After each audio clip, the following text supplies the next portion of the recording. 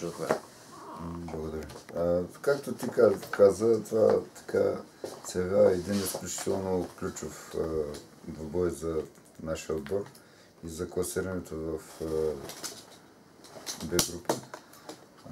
Отбора на Етрополит разполага се изключително млад състав, продукти на школата на Чавдар Етрополит, за което ги приветстваме и за мен това е пътя и така повечето отбори, в които развиват собствени кадри и дават шанс на собственици юноши. Смятам, че помагат за развитието на българския футбол. Така, първия полусезон, втория кръг, когато играехме с тях, изпитахме доста трудности. Добре организиран отбор с много добър треньор. Не случайно и така сред избраниците на националните селекционери. Петър Пенчев, доказваме ми в един млад амбициозен треньор. Познаваме се отлично. Беше он един на нашия матч. Така ни с тази игра, с това представяне, се надявам малко да сме го подвели, смисъл такъв, това в кръга на шегата.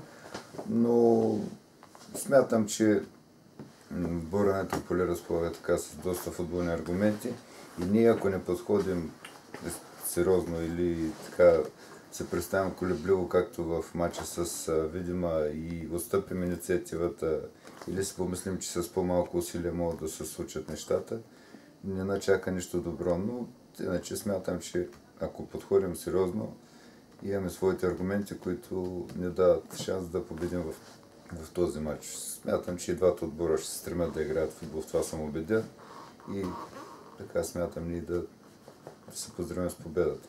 От тренировъчния процес през седмицата, това е хубавото, че почти всички са така с много малки изключения. Лошото е, че Цанков, момчето, получи едно неприятно разтежение и ще отсъства около 2 седмици или 20 дена, но затова сме толкова хора, да даваме шанс на другите да играят. Стамен Ангелов има проблеми здравословни и смятам, че другите всички са на 100% готови. Ще определям групата и смятам да утре пътуваме и се надявам да се поздравим с успех в този матч. Отиваме за победа, както и абсолютно всички матчове до края.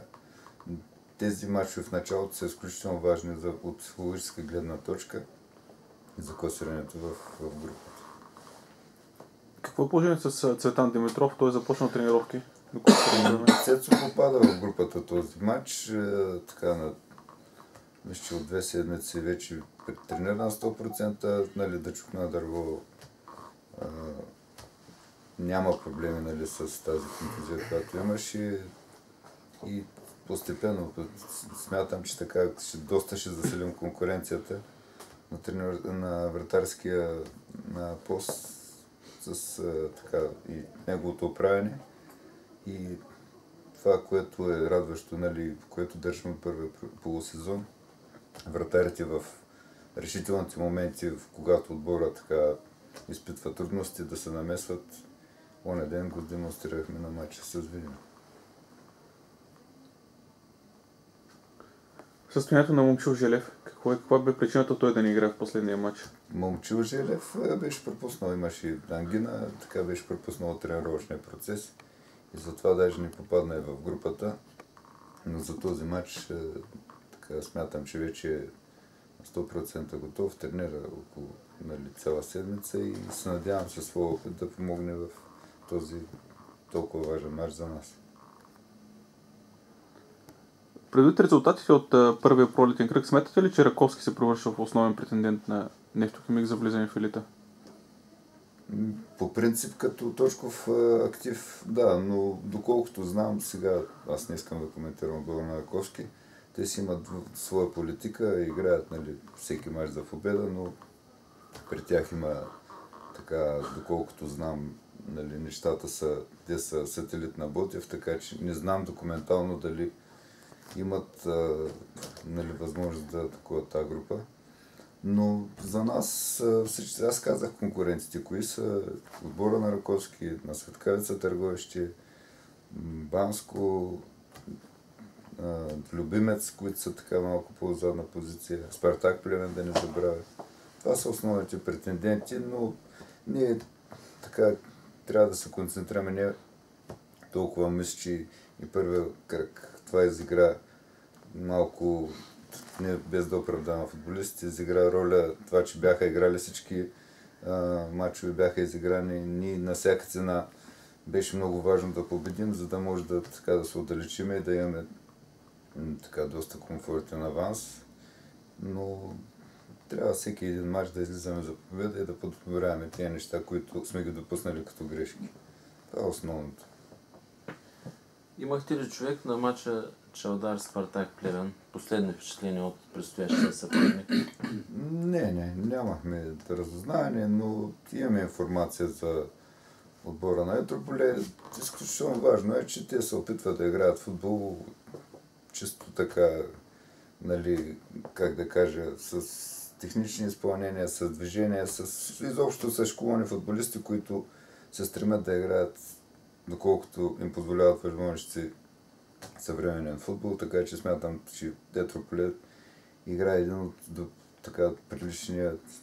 на много прилично ниво футбол в Б група. Колеги, въпроси към Любо? По-скоро да разкажи какво е положението в отбора в момента, така като колектив, като настроение. Добър ден от мен. Мисля, че настроението е нормално. Започнахме като игра, бих казал, не толкова добре, но важна е победата. Отбора на Вадим Раковски победихме с дух, с желание. Вярно, имаше дуспа, късмета беше с нас, но това беше най-важното. 3 точки, откъснахме се от другите отбори, които се борят за влизане в А група. Готвим се за мача с Чавдар Етрополе. Мисля, че има настроение в отбора. Всеки тренира, който и да играе в неделя, мисля, че ще се представя на едно добро ниво. Как се вписват новите попълнения според теб в отбора? Според мен много бързо навлязаха. Приехме ги всички нормално. В контролите, зимната подготовка добре се справиха момчетата. Мисля, че колектива при нас винаги е бил добър и сме го показвали до сега в официалните матчове. Така че новите момчета бяха приети доста добре, както от мен, така и от всички момчета в отбора. Люба, съвсем различна е мотивацията в мачовете на чужд терен. Аз, понеже съм наблюдавал много от тях, докато тук в Бургас един вид очаквате противника сам да падне. Знаете, че на чужд терен разчитате единствено и само на себе си, за да решите спора с противника. Така ли ще бъде и сега в Етрополе? Каза господин Ненов, че това е възлов двубой. Ами със сигурност няма да не е лесно. Знаете, срещу лидера, ние сме първи в класирането, всеки отбор се играе, така да кажем, хвърля се, играе на максимално на своите възможности. Със сигурност ние няма да отидем да се разходим и да чакаме толкова лесно да победим. Отборът ще се хвърли срещу нас, но мисля, че ние имаме нашите шансове. Първи сме, това трябва да ни дава някакво самочувствие, откъснали сме се при другите отбори. С една победа в Етрополе, мисля, че нещата ще се нареждат доста добре. Пак казвам, няма да не е лесно. Всеки отбор играе за себе си, така че ако ние подходим максимално мотивирано, стегнат още от началото, мисля, че ще победим отбора на Етрополе. Според мен сме по-добре отбор.